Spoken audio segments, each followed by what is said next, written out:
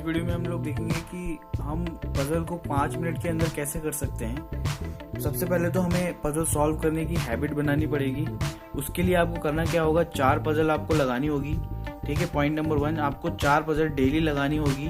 ठीक है, आपको वो कैसे लगानी है, 2 पजल आपको मॉर्निंग में लगानी है। ठीक है, और 2 पजल आपको इवनिंग या फिर नाइट, जब सोने से पहले आप 2 पजल लगा लो। ठीक है, ये एक तरह से एक हैबिट बना लो इस चीज की सॉल्व करने की। ठीक है, आप देखोगे 21 दिन के बाद आपकी हैबिट बन जाएगी पजल सॉल्व करने की। मॉर्निंग में पजल लगाने का सबसे बड़ा फायदा ये होता है कि ये आपके क्लोज माइंड को ओपन कर देता है, लॉक माइंड को ओपन कर देता है। ठीक है, और बहुत जगह बोला भी जाता है कि मॉर्निंग में पजल जरूर सॉल्व करनी चाहिए।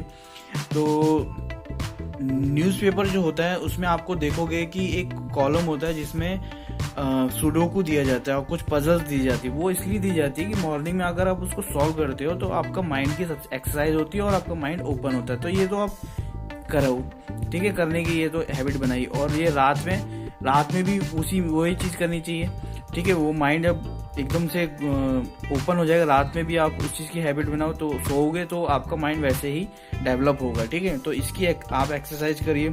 और पजल के बारे में मैं बता दूं कि पजल एक ऐसी चीज़ है जो ऐसा नहीं है कि आपने 100 पजल एक दिन में लगा दी तो आप पजल लगाना सीख गए, ऐसा नहीं होता है। पजल लगाने में ये है कि इसको हम ना खा सकते हैं ना खाना छोड़ सकते हैं। ठीक है, तो इसको बस हैबिट में लेके आओ, इसको बस करते रहो।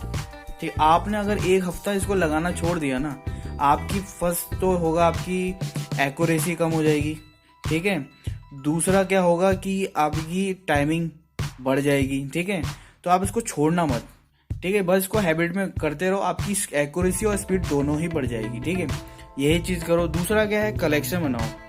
ठीक है, मेक कलेक्शन। ठीक है, पजल्स के और सिटिंग अरेंजमेंट्स के कलेक्शन बनाओ, जिससे क्या होगा कि आपको वो क्वेश्चन मिलेंगे जो एक्चुअली एग्जाम में आते हैं। मैं इन क्वेश्चन की बात नहीं कर रहा जो मॉक टेस्ट में पूछे जाते हैं, जो वो फालतू क्वेश्चन होते हैं। मॉक टेस्ट में जो क्वेश्चन पूछे जाते हैं वो लेंथी बनाए जाते हैं, आपका टाइम वेस्ट करने के लिए बनाए जाते हैं, और उसका हमारे रियल एग्जाम से कोई लेना देना नहीं होता है। तो आपको वो क्वेश्चन निकालने चाहिए जो प्रीवियस ईयर एग्जाम में आए हैं। ठीक है, लास्ट ईयर एग्जाम में या प्रीवियस ईयर आए या फिर कोई भी जो एग्जाम हो उसमें जो आते हैं क्वेश्चन, वो उसकी प्रैक्टिस करिए। ठीक है, उसको एक कलेक्शन बनाइए और उसको वर्ड में या पीडीएफ में स्टोर करके रखिए और उसी की प्रैक्टिस करिए। यस, बार बार नहीं कि नए नए क्वेश्चन तो आपको मिलेंगे नहीं।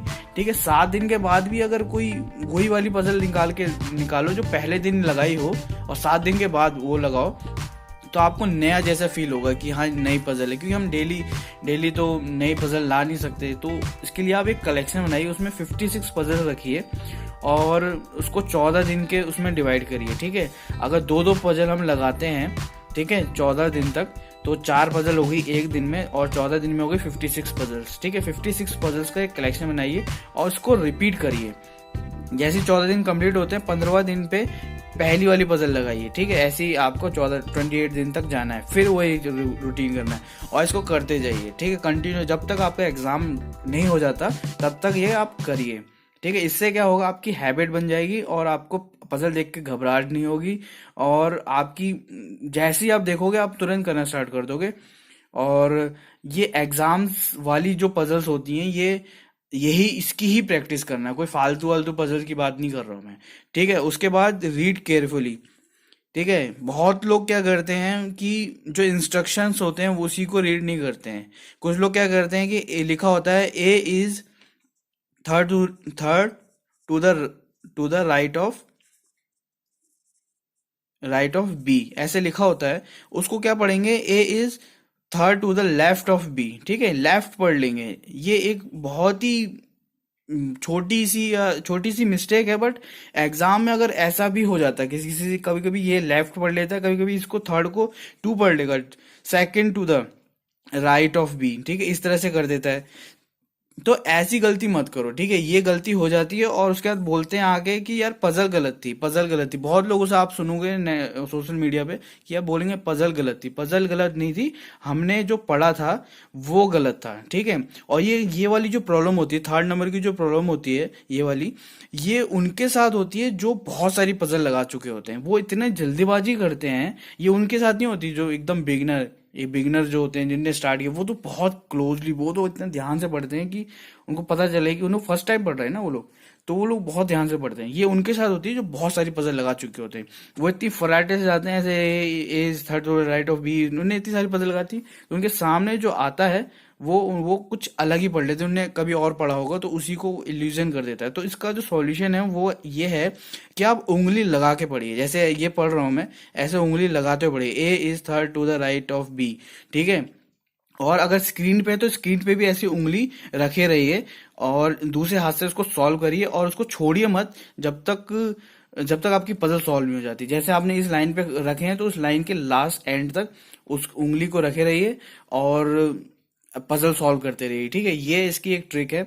और नहीं तो आपको धीरे धीरे पढ़ना पड़ेगा कि आराम आराम से पढ़िए, ठीक है। Normally A is third to the right of B ऐसे पढ़िए, या फिर उंगली रख के पढ़िए। उंगली रखने वाला सही रखता है, आराम से आप उसको एक दूसरे हाथ से कर सकते हो और एक उंगली वहां पे रहती है, ठीक है। दूसरा है, चौथे नंबर पे है ये, रीडिंग हैबिट को इंक्रीज कीजिए। यस, ये रीडिंग हैबिट का ये है कि रीडिंग हैबिट जो पजल है वो हमारी एक एक तरह से रीडिंग कॉम्प्रिहेंशन है हमारे लिए, ठीक है। उसी को हमें पढ़ना है और उसको समझ के करना है। तो अगर हम रीडिंग हैबिट को भी इंक्रीज करते हैं तो उससे भी हमारी जो पढ़ने की और समझने की स्पीड में बहुत ज्यादा अंतर आ जाता है, मतलब बढ़ जाती है, मतलब कम हो जाती है। जो हम पढ़ते हैं वो तुरंत वो समझ जाते हैं और उसको बनाना शुरू कर देते हैं। तो वो जो ये रीडिंग हैबिट उसको कम करती है, ठीक है। इसका क्या करना है, आपको डेली न्यूज़पेपर पढ़ना है और कोई स्क्रीन से मत पढ़ना है। स्क्रीन मतलब लैपटॉप की स्क्रीन से या फिर मोबाइल की स्क्रीन से कभी नहीं पढ़ना चाहिए न्यूज़पेपर, क्योंकि यार वो उसके अंदर होती है ब्लू रेज,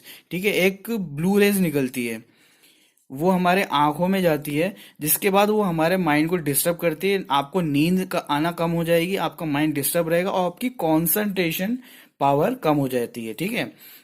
तो कंसंट्रेशन के लिए हम पढ़ रहे हैं और कंसंट्रेशन पावर ही अगर कम हो जाते हो फिर क्या करोगे, क्या बात है, ठीक है। पढ़ने का क्या फायदा हुआ। तो उसको आपको रीडिंग जो करनी है वो न्यूज़पेपर, ठीक है, हार्ड कॉपी का न्यूज़पेपर होता है उससे पढ़ना, कोई ई पेपर से मत पढ़ना। ई पेपर पढ़ने से बहुत ज्यादा नुकसान आपके हो सकते हैं, ठीक है। ये चार जो टिप्स हैं वो उससे आपकी एक्यूरेसी बढ़ेगी, आपका टाइम होगा वो कम लगेगा, और इसकी एक हैबिट तैयार कर लेना, ठीक है। 14 दिन के बाद आप देखोगे 56 पजल लगाने के बाद कि आप अपनी स्पीड को देखना कैसे, आपकी टाइम कैसे कम हुआ, ठीक है, आपको वो पता चलेगा। तो इस चीज के लिए पे आप काम करिए।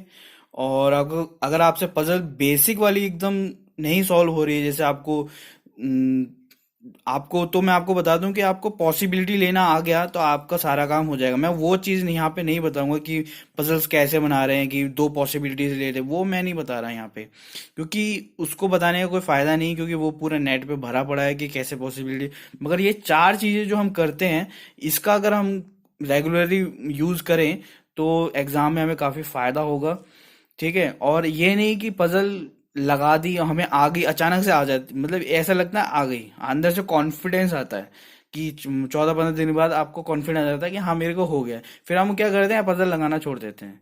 पजल लगाना नहीं छोड़ना, मैंने बोला ना, पजल ऐसी चीज है जो जो छोड़ दी तो गई, करते रहे तो चलती रहेगी, ठीक है। तो यही आपको ट्रिक समझनी है, मेन जो ट्रिक है वो यही है कि जैसी लगाना छोड़ दी, गए जीरो, ठीक है।